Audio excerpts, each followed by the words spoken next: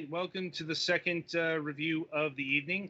Up this time is a game called Cultist Simulator, specifically the Initiate Edition, which is the Switch version, more or less. We'll get into the particulars later, but Cultist Simulator is a game of apocalypse and yearning. Play as a seeker after unholy mysteries in a 1920s themed setting of hidden gods and secret histories. Perhaps you're looking for knowledge, or power, or beauty, or revenge. Perhaps you just want the colors beneath the skin of the world. In this roguelike narrative card game, what you find may transform you forever. Every choice you make from moment to moment doesn't just advance the narrative, it also shapes it. Become a scholar of the unseen arts. Search your dreams for sanity twisting rituals. Craft tools and summon spirits. Indoctrinate innocence and seize your place as the herald of a new age. So, since this was a Switch game, over to the Galax with the body of the review. So yeah, I'm gonna come out and preface this with, this is a game that intentionally and by its nature does not really tell you all the details about how to play it. I had to look up some guides to get far enough to really cover it for a review.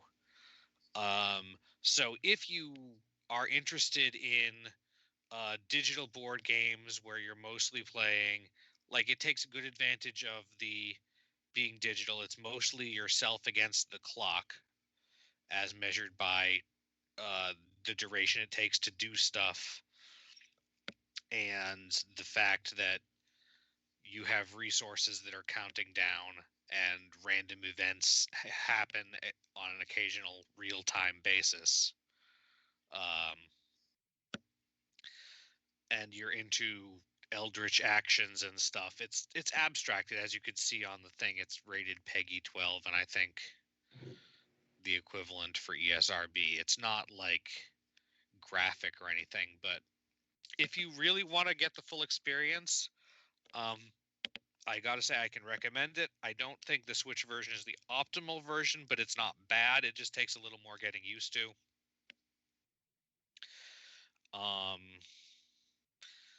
And I advise not listening to too much more of this, because I'm probably going to have to go into some mechanical details that it's kind of intended for you to find out yourself. Aside from that, so it took me 3 tries of just trying to figure out what I was playing and dying to death. I think I starved to death twice and despaired to death once before I was able to actually figure. After that, I looked at a guide a little bit and was able to figure out how to not die. Admittedly, you're kind of expected to die the first few times. The first time you load up the game, you have the Aspirant Legacy, which is basically blank, and you start with pretty much only the ability to do manual labor and have to build up from there. After dying once, or coming to another end of the game, you start over with a choice of 3 legacies when there are more than 3 possibilities. So on my 4th game, I am on the Physician Legacy. I did die once on the Physician Legacy too. And I'm not in danger of dying this time, but I'm also having a hell of a time trying to get my actual cult to accomplish anything. Part of this is probably just my predilections for how I would behave in this kind of situation. Namely, I have a day job, so I'm going to keep trying to work on that while I do other stuff and not take too many risks. But yeah, basically it's a card game, or a cardboard game. You start with a card and the option to work. You put your card in the work thingy, and then it takes some time to work, and then you get funds and other stuff from working. Not much if you're just doing the initial manual labor job. And as you go through the early parts of the game, you unlock other verbs such as dream and explore and talk, and your goal is to use these verbs and to acquire more cards and different items. There are cards that are your health, your reason, and your passion. There are cards that are items and other people, and you have to acquire cards to get resources, and then you need to found a cult based on one of, I think there are like 8 different principles. I chose one of the hardest ones to do because I didn't know it was the hardest one to do at the time.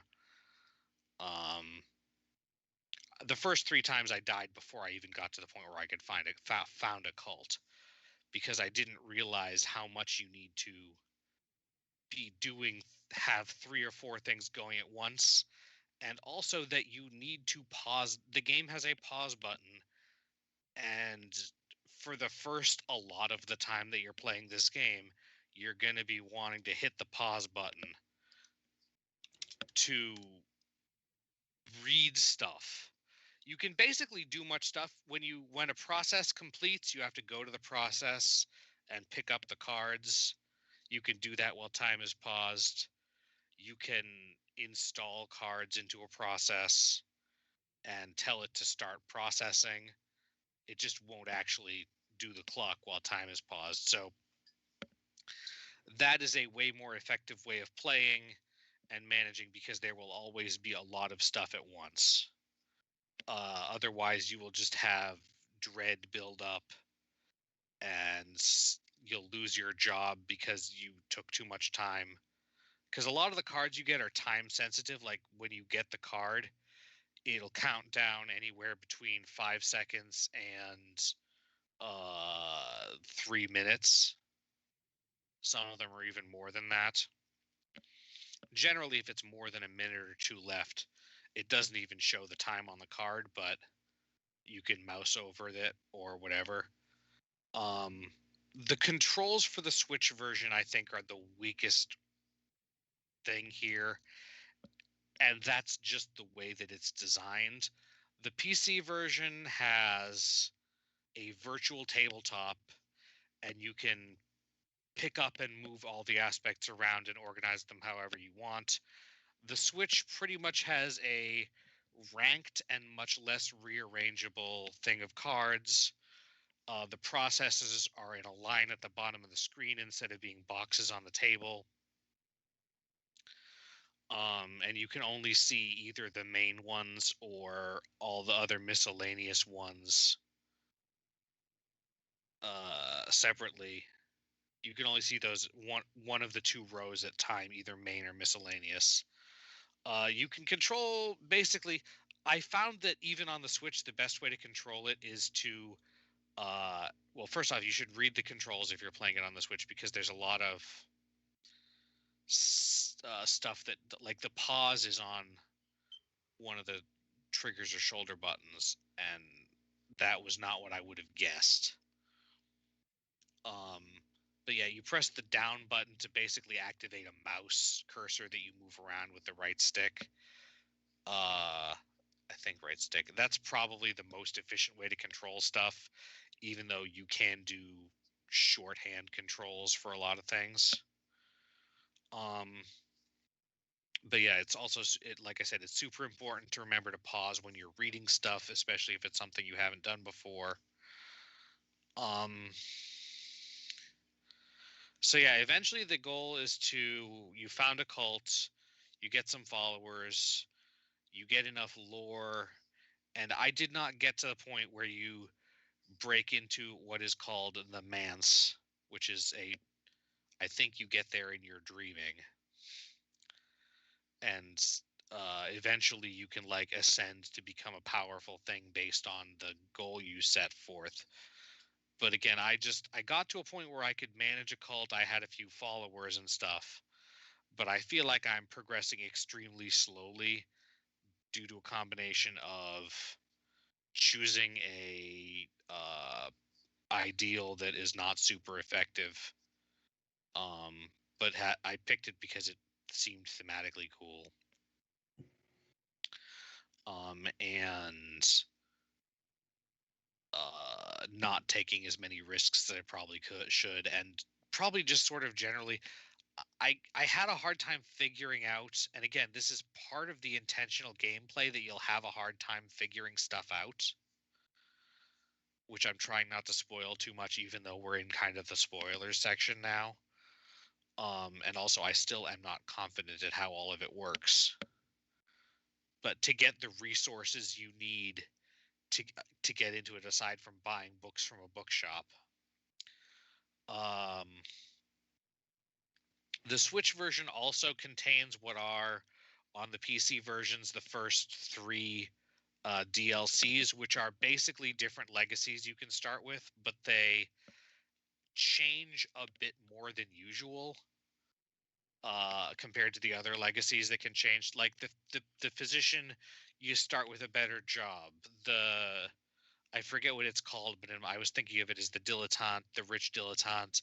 You start with money, but not much brain or anything. The ones that are available for the DLC, which in the Switch version are available in a separate submenu at the start instead of just being randomly accessed things. Mm-hmm. They rearrange your initial stuff more. Like the dancer has a immediate access to one of the more difficult to acquire NPC contacts and resource locations, I think.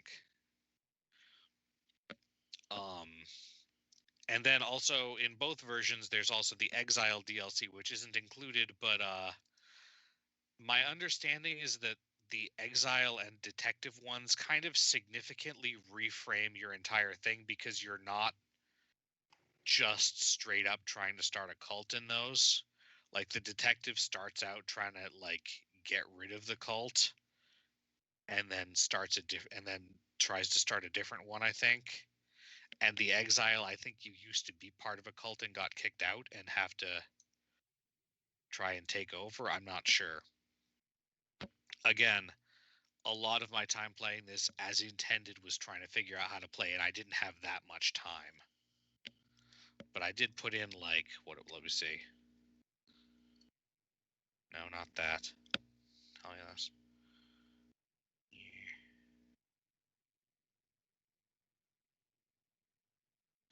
I'm trying to figure out what my play time is, because I know I put in at least 5 hours into this. And that was like 1 hour dying twice. 1 hour dying another time, but this time as a physician. And then like 4 more hours, or at least 3 more hours of being physician, kind of knowing how to survive, but not actually being super great at the whole Eldritch Actions thing. The music is pretty decent, and the PC version has a soundtrack that you can also get. There's a whole big package that includes everything also for the PC version, but I'm mostly reviewing the Switch version. The music, it's not like amazing or anything, but it's fitting for the kind of game where it is, where it's eerie, I'd say. But yeah, mostly the player stress in this is actually more about like, oh no, I have a dread, or I have a restlessness card that I can't get rid of, and it's going to become dread in X amount of time. So I need to acquire some contentment to get rid of the dread. But but the contentment has a limited, like, doesn't last super long once you get it, so you have to time when you get it, and then you have to make sure you don't have a negative reaction when you do the actions that can get you contentment, because there are 2 options for that are fairly easy, and both of them have negative side effects. And part of the reason why it's a digital card game or tabletop game is because there are significant random events, like you can just get sick or injured and have randomly and have to uh, figure out a way to heal yourself, or your health will just be, and you don't start out with much health. And after you've increased it once, each time beyond that you want to increase it, it takes even more time and resources. So it's time management, it's doing eldritch actions. Um, it's a board game. I honestly, even on the Switch version, I did have a significant amount of fun with it. I almost wish I hadn't had to rely on a guide and tried to figure more stuff out myself, but even with the guide, I was having a hard time figuring out how to do some stuff. So I feel like the obtuseness is definitely kind of the point, but they might have overdone it slightly. Does anybody have any questions or anything? I feel like I'm repeating myself now. No, I think you've covered things pretty well. Yeah.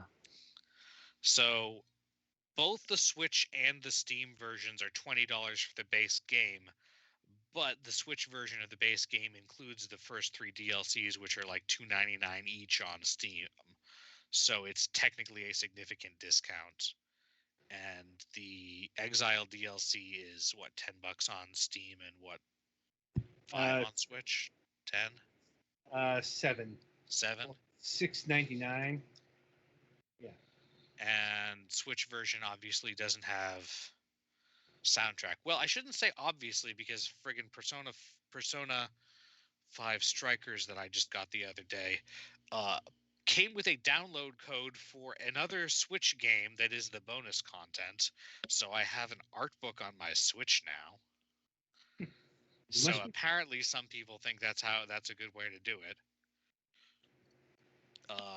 But yeah, I didn't see a soundtrack DLC on the Switch version. Yeah, all told, the PC DLC is $28.95, and the Cultist Simulator Anthology Edition is $41.59. So yeah, the $20 I would say is definitely worth it on either version. I don't know if I'd get the soundtrack separately, but that's still a better deal than getting all of the DLC separately, I think. So, So yeah, overall, I can generally give this game a recommendation, but know that you're getting in for something that does not explain itself much, and you will probably die multiple times before you figure out what you're doing. Duly noted. All right, then. So that'll about do it for Cultist Simulator here. Be sure to tune in after the break, as Petty Fan will be reviewing a game called Freddy Spaghetti.